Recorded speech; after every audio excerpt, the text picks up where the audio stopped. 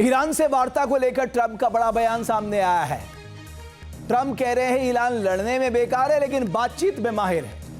Middle east पे कब्जा करना चाहता है, यह सबसे बड़ा दावा किया है ट्रंप ने। ईरान मिडिल ईस्ट में कब्जा करना चाहता है। ईरान की ड्रोन मिसाइल फैक्ट्री को हर हाल में नष्ट करेंगे। ईरान मान रहा है कि उन्हें बुरी तरह से हरा दिया गया है। ईरान समझौते के लिए भीख मांग रहा है। अमेरिकी राष्ट्रपति डोनाल्ड ट्रंप का यह कहना है। वो जानते हैं उनके सामने बड़ी मुसीबत खड़ी है। यानी दोनों ओर से बयानों के वार पलटवार जारी है। इजराइल से हमारे सहयोगी राहुल डब्बास इस वक्त ज्यादा जानकारी के लिए हमारे साथ जुड़ रहे हैं। राहुल, अमेरिकी राष्ट्रपति डोनाल्ड ट्रंप कह रहे हैं कि साहब ईरान हमसे भीख मांग रहा है कि हमसे बातचीत कर लीजिए। क्या ऐसा लग रहा है कि आने वाले दिनों में ये वार्ता जो माहौल बन रहा है, ये माहौल अब बिगड़ जाएगा पूरी तरह से, क्योंकि ईरान भी एडमेंट है, इधर ट्रंप एडमेंट है, रास्ता कोई दिखाई नहीं दे रहा है? निश्चित तौर से, और यही वजह है कि दोनों ने अपनी अपनी पॉलिसीज को शेप देना शुरू कर दिया है। क्योंकि खर्ग आइलैंड में अगर कब्जा किया जाता है तो लगभग 7,500 के आसपास कमांडो फोर्सेस, उसके साथ नेवल ट्रुप्स, उसके साथ एयर डिफेंस सिस्टम्स को एक्टिव करने के लिए कोशिश की जा रही है पेंटागन यानी रक्षा विभाग अमेरिका की तरफ से। दूसरी तरफ अगर ईरान यानी तेहरान की रणनीति की बात करें तो जो सोर्सेज बता रहे हैं कि उन्होंने भी हूती को एक्टिवेट कर दिया है कि अगर खर्ग आइलैंड या कहीं भी ग्राउंड ऑपरेशन की शुरुआत वहां हो जाती है तो स्टेट ऑफ हॉर्मुज की तरह से बाब अल मंडेब स्टेट को बंद कर दिया जाए। यानी लाल सागर का वो रास्ता जिसपे कनाल को जोड़ता है, यानी एशिया और यूरोप का पूरा जो रूट है वो बाधित कर दिया जाए। तो दोनों ही चीजों के लिहाज से एस्केलेशन नजर आ रहा है, लेकिन डोनाल्ड ट्रंप चीजों को लाइटली ले रहे हैं। अगर $135 भी उन्हें कम नजर आता है प्रति बैरल का, तो क्या वो चाहते हैं कि जैसा तेहरान ने कहा, ईरान ने कहा, $200 तक पहुंच जाए? तो स्थितियां लगता है कि आने वाले वक्त में आसान होती हुई नजर नहीं आती, न सिर्फ तीनों देशों के लिए बल्कि बाकी दुनिया के लिए भी। राहुल डब्बास हमारे सहयोगी ये तमाम जानकारी दे रहे थे, लेकिन ये बात तय है कि अमेरिका और ईरान के बीच बातचीत के माहौल को लेकर कोई असहज है, और वो है इजराइल के राष्ट्रपति बेंजामिन नेतन्याहू। 28 फरवरी से जारी युद्ध में ईरान के खिलाफ 10,000 से ज्यादा टारगेट पर हमला। अमेरिकी एयरफोर्स ने ऑपरेशन एपिक फ्यूरी के दौरान नया इतिहास रच दिया है। सेंटकॉम का दावा है कि अमेरिकी लड़ाकू विमानों ने पिन पॉइंट हमले के चलते ईरान के ड्रोन और मिसाइल हमलों में 90% की कमी ला दी है। ईरान की 2/3 सैन्य विनिर्माण क्षमताएं यानी जो उसकी मैन्युफैक्चरिंग कैपेसिटी थी उसे खत्म कर दिया है। इस कार्रवाई में अमेरिकी एयरफोर्स ने B-1B लॉन्चर विमानों का अहम रोल बताया है।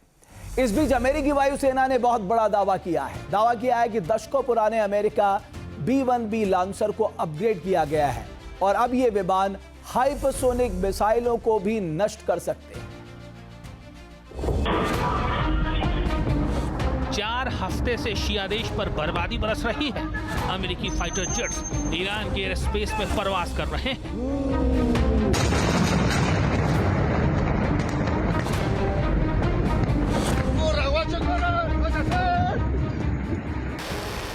ईरान के शहर शहर भर भर कर बम बरसा रहे हैं। ईरान का जवाब लगातार कमजोर पड़ता जा रहा है। IRGC का दावा है कि उसने ऑपरेशन ट्रू प्रॉमिस की 82वीं स्ट्राइक की है। इजराइल के कई शहरों को धुआं धुआं कर दिया है।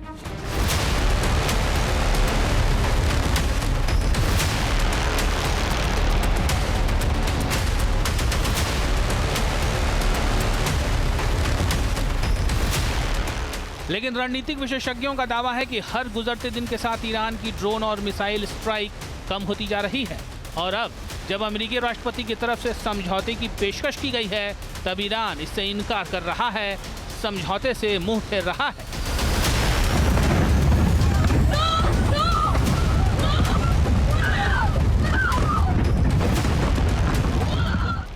सीज फायर फार्मूला फेल, अब भयंकर खूनी खेल। ईरान ने डील नहीं मानी, अब खत्म होगी शिया देश की कहानी। बातचीत का रास्ता खत्म, अब बरसेंगे विनाशक बम। ट्रंप का मास्टर प्लान तैयार, ईरान का संपूर्ण सहार। Anti-aircraft weapons are gone, so they have no air force, they have no air defense. All of their airplanes are gone. Their communications are gone. जंग के 27 दिन गुजरने के बाद अब हालात ये हो गए हैं कि ईरानी प्रॉक्सी मिलिशिया हिजबुल्लाह तेल अवीव पर IRGC के मुकाबले ज्यादा रॉकेट और मिसाइलों की बारिश कर रहा है। बड़ा सवाल यह है कि क्या ईरान की मिसाइल और ड्रोन पावर में कमी आ गई है, और अगर वाकई ईरान की पलटवार की ताकत में कमी आई है तो आखिर इसकी वजह क्या है? क्या ईरान किसी रणनीति के तहत अपनी मिसाइल और ड्रोन क्षमता को बचाकर रख रहा है? अमेरिका के सैन्य रणनीतिकारों के मुताबिक लगातार 27 दिनों से अमेरिका और इजराइल के हवाई हमले झेल रहे ईरान के लिए लंबे समय तक टिकना मुश्किल है, और इसी रणनीति के तहत ईरान को टारगेट भी किया गया था। खुद अमेरिकी राष्ट्रपति दावा कर चुके हैं कि ईरान के ज्यादातर मिसाइल लॉन्चर नष्ट कर दिए गए हैं। IRGC को जारी सैन्य सप्लाई रूट काट दिए गए हैं। ओमान सागर से लेकर पर्शियन गल्फ तक तैनात अमेरिकी वारशिप की नाकेबंदी ने चीन से होने वाली सैन्य रसद की सप्लाई में भारी कमी ला दी है। अमेरिका की तीखी चोट से बौखलाए ईरान ने हॉर्मुज को ब्लॉक कर दिया। ईरान को चौतरफा घेरने, उसकी टॉप पॉलिटिकल और मिलिट्री लीडरशिप को मार देने के बाद इजराइल और अमेरिका ने समझौते का पासा फेंका है। अब ईरान फंस गया है, या तो वो समझौता कबूल करे या फिर अमेरिका के ग्राउंड ऑपरेशन की चोट बर्दाश्त करे। एक वक्त ईरान को अपनी हाइपरसोनिक मिसाइलों पर नाज था। सैन्य विशेषज्ञ भी ईरान की हाइपरसोनिक ताकत को बड़ा बता रहे थे, लेकिन सेंटकॉम की सैन्य रणनीति ने ईरानी मिसाइल लॉन्चर्स पर पूरी योजना के साथ हमला किया, और अब अगर ईरान के पास हाइपरसोनिक मिसाइलें हैं भी तो उसके पास इन्हें दागने के लिए लॉन्चर्स की भारी कमी हो गई है। इस बीच पेंटागन ने ईरान की हाइपरसोनिक मिसाइलों के जवाब में बड़ी कामयाबी हासिल करने का दावा किया है। ईरान के एयर स्पेस में हुंकार भरता यह है अमेरिकी वायुसेना का शातिर लड़ाका B-1B लांसर। खबरों के मुताबिक अमेरिका ने दशकों पुराने अपने B-1B लांसर को हाइपरसोनिक शक्ति से लैस कर दिया है। इस बमबास का हाइपरसोनिक अपग्रेडेशन बड़ी कामयाबी बताई जा रही है। मतलब ईरान की सबसे बड़ी ताकत यानी हाइपरसोनिक मिसाइलों की काट भी उजली गई है। B-1B ने 1958 में ऑपरेशन डेजर्ट फॉक्स के जरिए अपना पहला युद्धक प्रदर्शन किया था। ये बमबास 60,000 फीट की अधिकतम ऊंचाई पर उड़ान भर सकता है और 1.25 मैक की रफ्तार से कई तरह के बम दाग सकता है। B-1B बॉम्बर ने जॉइंटेड डैमेज मिसाइलें यानी GBU-31, GBU-38 और GBU-54 के साथ GBU-39 को भी दागने में कामयाबी हासिल की है। अमेरिका का B-1B लांसर बम वर्षक विमान 30 साल से ज़्यादा पुराना है, लेकिन ईरान के खिलाफ इस बमबाज ने कहर बरपाया है और अब हाइपरसोनिक बमबारी की क्षमता हासिल करने के बाद इसकी अहमियत और बढ़ गई है। आपके मोबाइल पर तुरंत आएगी ब्रेकिंग न्यूज। स्क्रीन पर सबसे पहले दिखेगी बड़ी खबर। देश दुनिया की हर खबर एक जगह। अब आपके मोबाइल पर तुरंत फटाफट इंस्टॉल कीजिए न्यूज नेशन ऐप और रखिए खुद को अपडेट।